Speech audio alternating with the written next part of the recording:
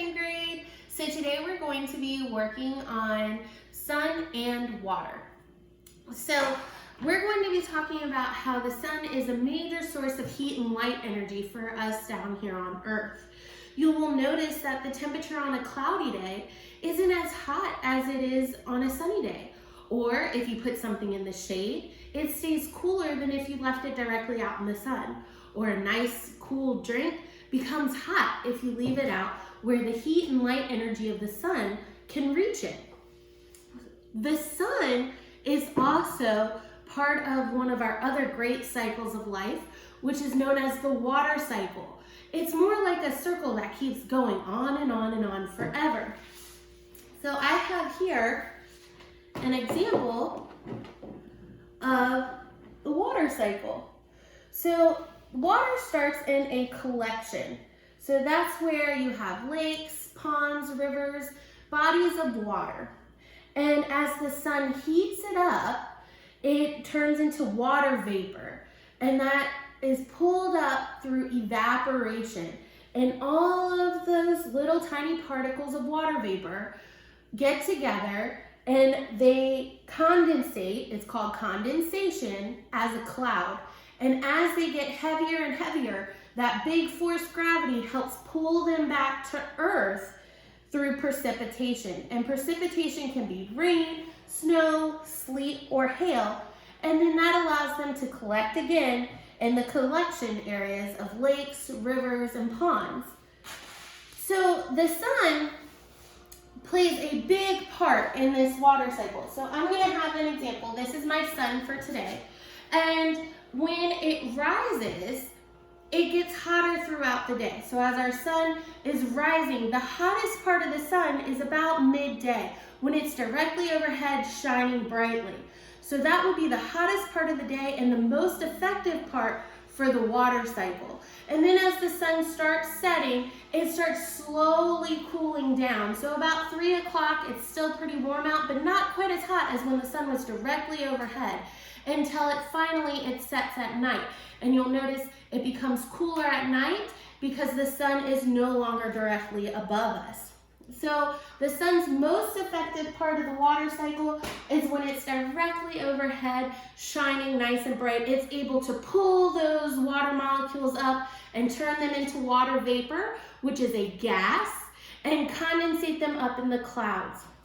Now today there's 2 ways that we can make our own water cycle. So the first is you can get a container, and you're welcome to use a little one like this, but I'm using a big one just to make it easier to show you. You need a plastic container. Ask mom and dad to help you cut it, but you do need to keep the top. You'll also need water.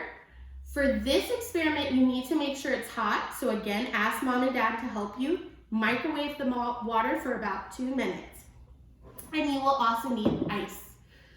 What you're going to do is cause rain in a jar. So it's really interesting, but it does take some time for the water cycle to actually happen. You're going to take your water and pour it into your jar. Now remember, it's hot, so be very, very careful as you pour it into your jar about halfway. Now, you're welcome to add food coloring to this and make it like a blue. That will make it easier to actually see the evaporation and condensation. But for today, I'm going to leave mine clear. You're going to make sure the lid's screwed on nice and tight to your top. Place that top down inside. Use a finger to hold it in place because it's about to get real heavy. And you're going to add some ice to the top. Whoop, a little too much. Miss Bender poured it over. This is going to represent the clouds, and in the atmosphere it's a little cooler the further you will go up than it is here on Earth. So this is going to represent the clouds, and it's going to cause condensation to happen around the outside and around the area because it's a temperature change, just like in the atmosphere. It's warm here and it's going to change up there. So then you're going to set this in a nice sunny area. I've already made one. Oh, hopefully yours doesn't fall in. I've already made one for you guys because like I said, it takes about an hour to an hour and a half for it to actually do what it needs to do to cause rain. Now, if my camera person would zoom in here, we can see that we've already started the water cycle. So I have my collection area, which is the blue down here at the bottom. You can see kind of this fog, which is my water vapor. It's trying to go up. And then you see these little tiny droplets all over.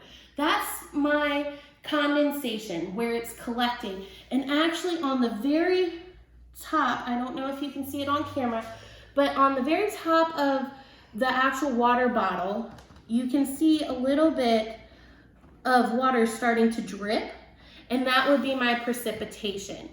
So you can make rain in a jar, and I'm gonna set this off to the side. The other option you have is a little bit easier. You will need a permanent marker if you would like to label it. If you don't want to label it, you just need a Ziploc bag, some tape, and some water. So I'm going to take what's left in my water. I have some tape. I went ahead and labeled my water cycle because any water down at the bottom of my bag is going to be my collection. My evaporation, again, is going to turn into like this little hazy smoke. And then my condensation is those droplets on the side of the bag that you can see, and then they'll run down the bag as precipitation.